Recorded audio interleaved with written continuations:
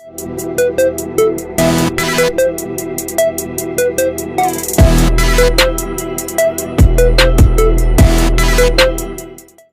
guys, welcome back to another whiteboard chat. Today we're going to talk about hyperinsulinemia, so high insulin levels. And this is kind of a missing link that I see in the whole insulin sensitivity equation. And it obviously, as you can see by the little chart here, obviously plays into a lot more than that in terms of your health and, frankly, your physique results, surely. So let's talk about what it is, why it might happen, how you can figure it out, how you can fix it, some of the consequences, and so on and so forth. So first off, like I said, hyperinsulinemia would indicate high insulin levels out of range. Now you'll see different units on different types of tests, based on where you live. Here in the US, typically going to look for an insulin level 5 and below is usually ideal. 3 to 5 is pretty good. Some people I'll see slightly under that if they're very lean and very insulin sensitive. Generally, you don't want to be too low. Too low could indicate type 1 diabetes perhaps, or type 1.5, like late onset autoimmune issue there, where your pancreas is not producing enough or hardly any insulin. So that can be a potential issue. So you don't want to be too low, but you also don't want to be too high. Diabetics, right? And generally, if you're seeing too high of insulin, there could be a couple things happening. They're producing more insulin because they have too much blood glucose and they need to produce enough insulin to compensate for that, or they are not very sensitive to insulin and the insulin's not doing its job, and so the body's producing more in order to compensate. Now, let's talk about this part first so you can understand why this is, also why this is important, because generally when we're looking at blood glucose for physique enhancement purposes, we want to see a certain range, right? Now, the problem with that is, while that is generally accurate, sometimes there are instances where we have hyperinsulinemia that's kind of masking this. And what I mean by that is someone would have what looks like otherwise normal blood glucose levels, but they would have high insulin levels that are kind of artificially masking the insulin resistance. So they might have an blood glucose of 85, but they have an insulin level of 20. Well, the insulin level is high, but they have normal blood glucose. So that extra insulin is being produced in order to keep that blood glucose down. And you wouldn't see that by checking your glucometer, right? So typically checking blood glucose is okay. Now there are instances where we maybe want to check fasting insulin levels. I do include that on blood work pretty often, honestly, just as kind of a peace of mind. It's not always an issue. One of the reasons I'm recording this is because I've seen it like 3 times this week in blood work already. So I thought it would be a good subject, but you can check it there. People that push a lot of food, it can be good to check during, after, if the growth phase, somewhere in there, to make sure that it's not too high, or at the very least make sure that it's recovering back to a normal level afterwards. Also, people that have chronic insulin resistance, people that have metabolic syndrome type of blood work overall, checking insulin levels, people that are diabetic, right? So there's a lot of reasons you might check it, but it is an easy thing to throw on the labs. You can just simply add fasting insulin levels to lab work. It's a great marker to use, and it is also indicative of a lot of other health issues, potentially cause and effect. It can contribute to some things, or some things can contribute to it in return. So let's look at some of these things. So often seen in conjunction with some of the following. Cancer. Now with that cancer, when I say that, high insulin levels is going to drive certain growth factors and growth of certain cells, right? Cancer cells, not really cells that we want to grow, right? So yeah, there can be a correlation there. that is part of the reason that you may see a ketogenic diet and fasting and things along those lines suggested for people that have cancer, potentially as a way to combat it. Over here, erectile dysfunction, GI, so gastrointestinal, usually because of inflammation, usually because of just chronic. I mean, these people don't always have the best digestion, that have high blood sugars, and don't always have the best gut flora either. So there's definitely a correlation there.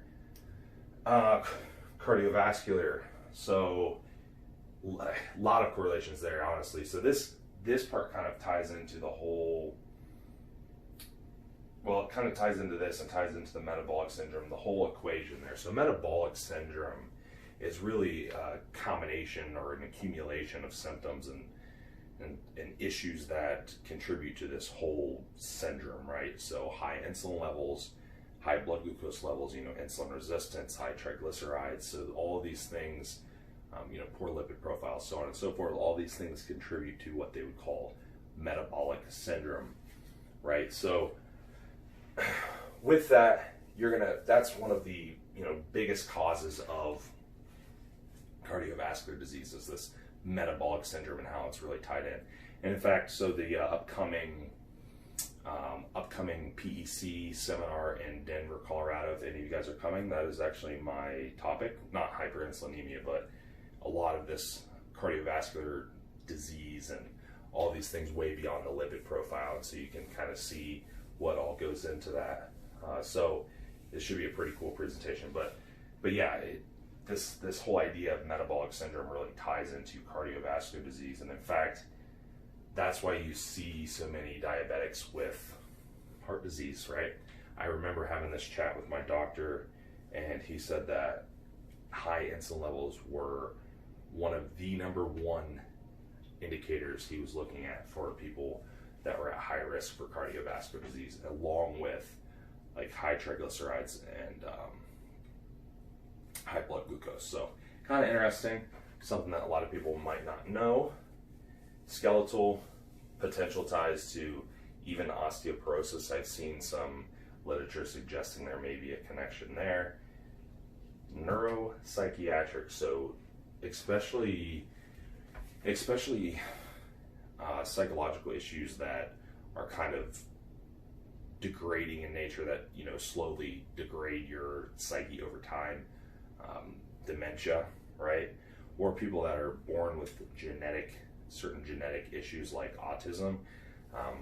Autism's an interesting one. I have not, I've dove into it some. I dove into the rabbit hole there, and I didn't want to go too far into it, but definitely did see some correlations with these blood glucose issues and hyperinsulinemia and certain neurochemicals that are kind of affected in these pathways. But yeah, any type of slow degradation type of psychiatric issue that people will struggle with over time can be potentially linked to hyperinsulinemia. So if you were to look at statistics on these types of issues in combination with diabetes, right? Huge connection.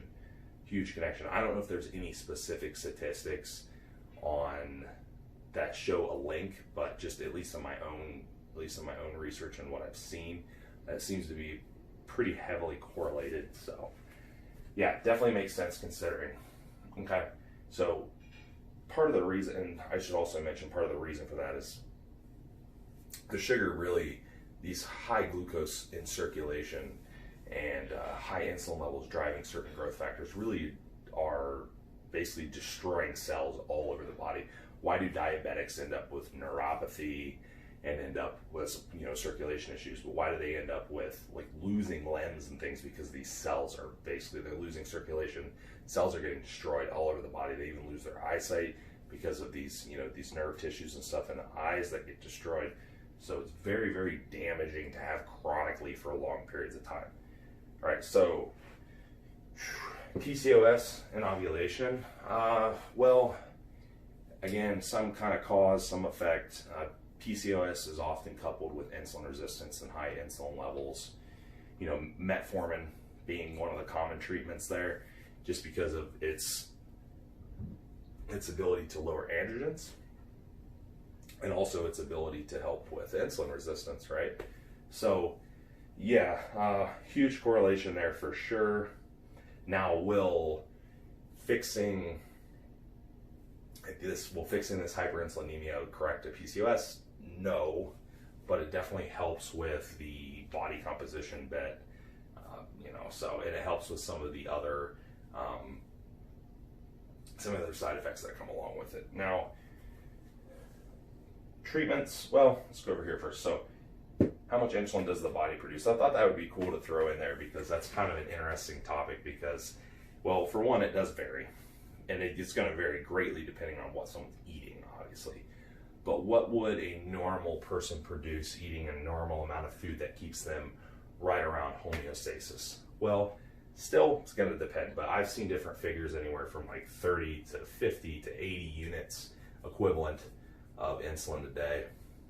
Why is that interesting? Well, that's interesting because you see people that actually use exogenous insulin, especially recreationally for bodybuilding purposes, and some of these doses, especially like these basal insulins and things, might seem high, when really all that it's doing is replacing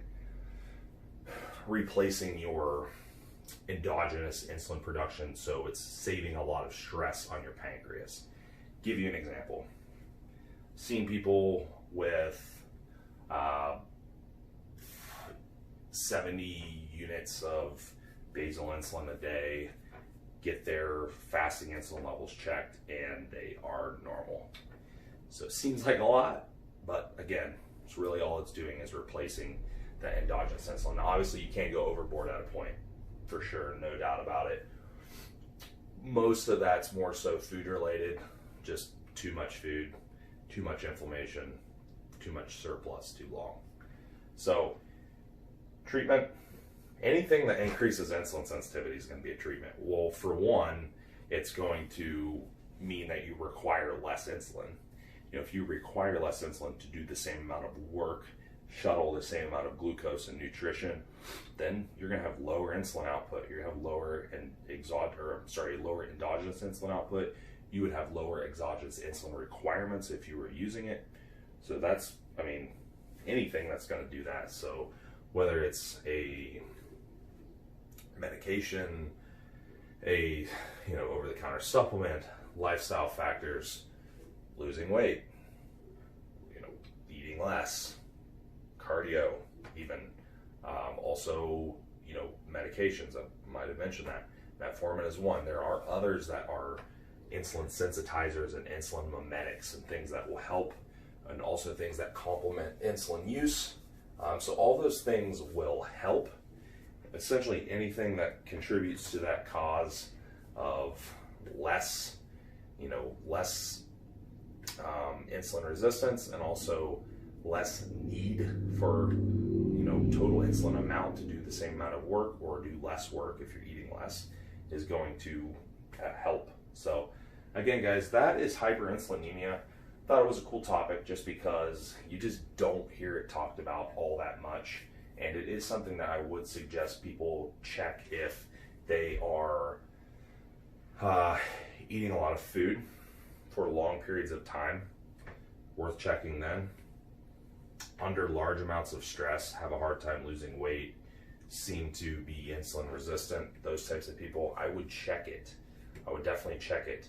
You might even have a blood glucose of 101. You're like, it's slight insulin resistance, but you might have an insulin level of 30 or 40 or even more in some cases. And that is showing us a lot more insulin resistance than that blood glucose of 101. So keep that in mind. It's definitely something that you want to check, not only for short-term physique enhancement, but to help prevent and stave off all kinds of terrible life-threatening diseases as well. So hope that's helpful. If you guys have any questions on this, I know I kind of brushed over some things, but if you have any questions on this, feel free to drop them in the comments and I will be glad to help. So talk to you next time.